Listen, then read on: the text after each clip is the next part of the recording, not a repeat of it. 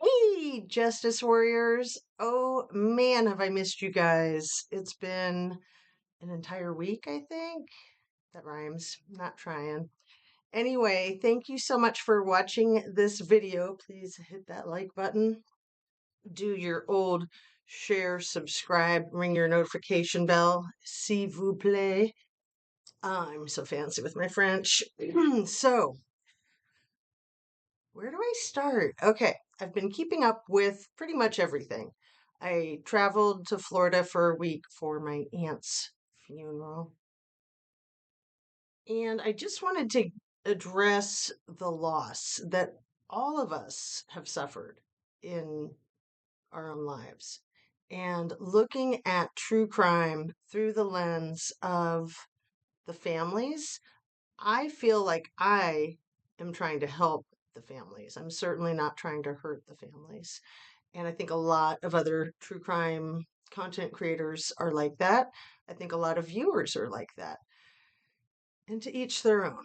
I'm not going to talk about others. I'm going to stay positive, good vibes. Yes, inspired by the lovely Idaho 4. So I've been talking a lot about the Idaho 4 over 6 months now.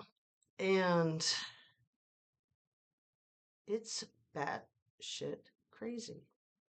Straight up, you guys, from the ground up. I don't know what planet these people are on that they think they can float these most ridiculous, preposterous explanations and have them fly. And yet somehow they do. I'd say because of mainstream media and because people like to and tend to believe authority.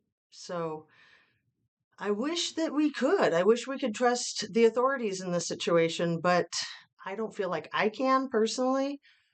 I think from the very beginning, the authorities should be really upset about that 8 hour delay and that they would not add to that another 4 hours, and that would be getting the people in charge fuming.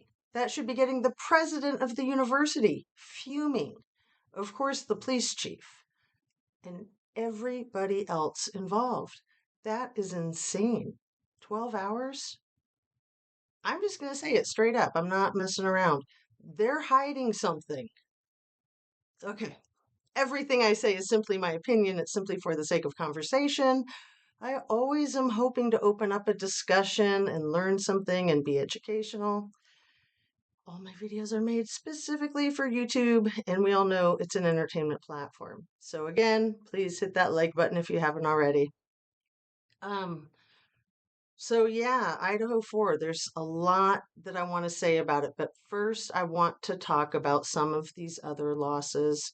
And like I was addressing a few moments ago, losses that we all face in our lives, whether that's loss of a job, breaking up with somebody, a divorce, people moving, pets, loved ones passing away. It's hard. It's really hard. So, the last thing that anybody needs is to have kind of the salt rubbed into the opened wound, right? I think a lot of the world is reeling from this MF an hour outside of Cincinnati who passed away his three young sons. I'm not going to say his name. I know his name. It's a freaking thing that dangles off of a ballot in Florida back in the, what was that, the 1990 election. He deserves no name. POS is what I'll refer to him as. But again, look at the situation. The domestic violence that he perpetrated was well known. If something had been done about that, if that had been taken more seriously, woulda, shoulda, coulda. And again, that's natural and normal for people to try to make sense of these things. And it's part of the healing process. There's the 5 stages of grieving, and than making sense of it.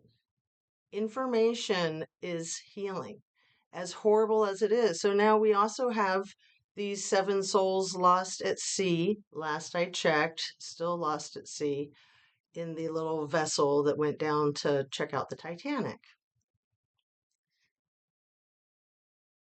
Pray for a miracle, right? You never know. You never know. Remember the kids, this whole little soccer team in Thailand that was missing in that tunnel for 13 days, I think it was. They survived. They got every single one of them out alive. An absolute miracle. So miracles can happen. They do happen every day. Pray for a miracle for these people that thought they were having the exploration of their lives, and I'm sure they were, hopefully still are. It looks as though if they're not found by the end of the day, they'll be out of oxygen. Again, pray for a miracle. You never know. Maybe they've figured out some way to ration their oxygen or something. What a terrible, terrible disaster. So I just wanted to come on real quick and talk about that in general. When I tell people I have a true crime channel, most people are really into true crime and they're like, cool, what's your channel? And I don't like to tell people that I know for some reason. It's kind of like my two separate worlds. So, I've got my YouTube peeps and I've got my non YouTube peeps. But when I let somebody know that I have a channel, and they want to check it out. Most of them are fully aware that true crime is really about justice if they're already involved in true crime. For those who aren't involved in true crime, sometimes I've gotten responses like, "Well, that's really cool, but I try to stay focused on the positive things. It's too much negativity." And I tell them, "Yeah, that's what my channel is all about. It's called Justice A to Z. It's all about justice." And without the information and the truth, people cannot heal. If you've ever been in a situation where you literally don't know what hit you, you cannot heal without the information.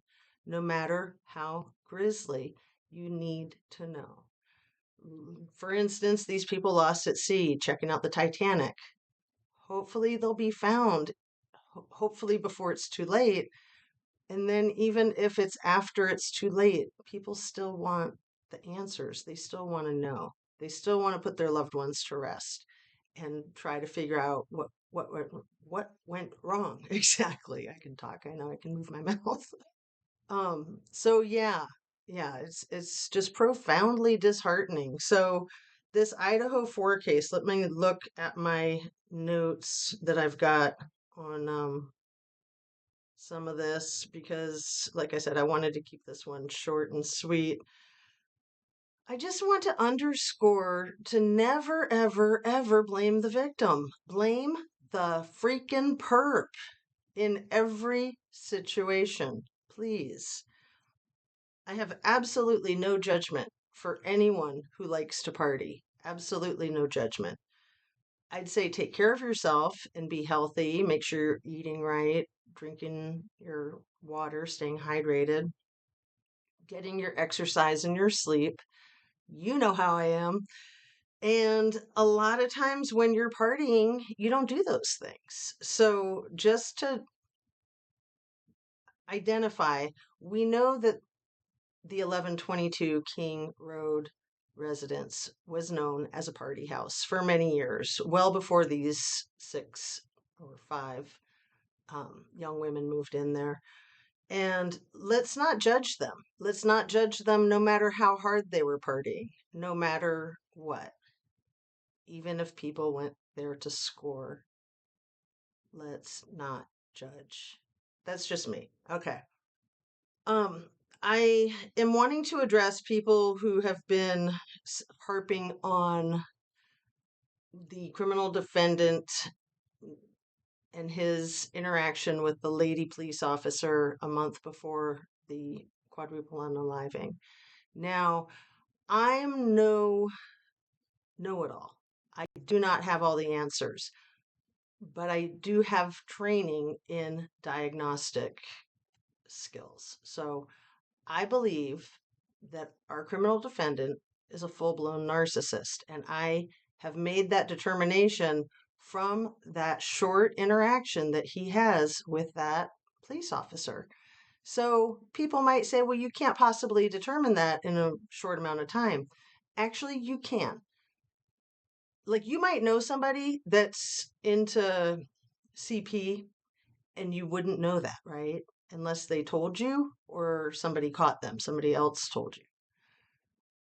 But if they tell you, it only takes a second and then you know. And essentially, maybe it's a bad analogy, but essentially, in that interaction with the police officer, the criminal defendant is telling, without meaning to probably, just how egocentric and manipulative he is. And really, with personality disorders, it's all about the manipulation. All about the manipulation. I'm not going to go on and on about that, but I am going to stand firm that I do believe he's a narcissist. I don't necessarily believe he's guilty of this crime, although, of course, it's looking more and more like he is. But the information that we see is kind of curated, I'd say. I think to make the public think that he is the one and only. And chances are, if he is involved, that he didn't do it alone. Chances are, whoever did it didn't do it alone. So, like I said, I just want to keep this short and sweet. Let me look at my notes on my phone. I think I have a couple other things. So, the letter, the phony letter, the BS bogus letter of termination from Wazoo. There were interviews with students who spoke about him teaching and grading more lightly, more lenient, being like having a little like hop in his step and just not being as gloomy as he normally was. So he was still teaching. So he did not get fired from teaching, people. There's been multiple students that he was the TA for, the assistant teacher, who've reported him leading class well into December. So let's just take that off the table. That whole thing is just a crock. Let's see. I think that's it for now. And where we at? We're just at about 13 minutes. It is Wednesday, June 21st, 2023. It's about 11:30 right now as I'm finishing up recording this. I am just so excited to be back on. I was doing a lot of community posts while I was traveling. Please check them out. I put a lot of thought into them, and there's a lot of great comments. So, um, I'm just going to say, have a great day. Take care of yourself. I hope you're doing well. And, drink your water, eat your protein, your produce, especially your veggies, get your rest, and exercise. Sending you light, sending you love. I'll see you on the next one. Thank you kindly for watching. Take care.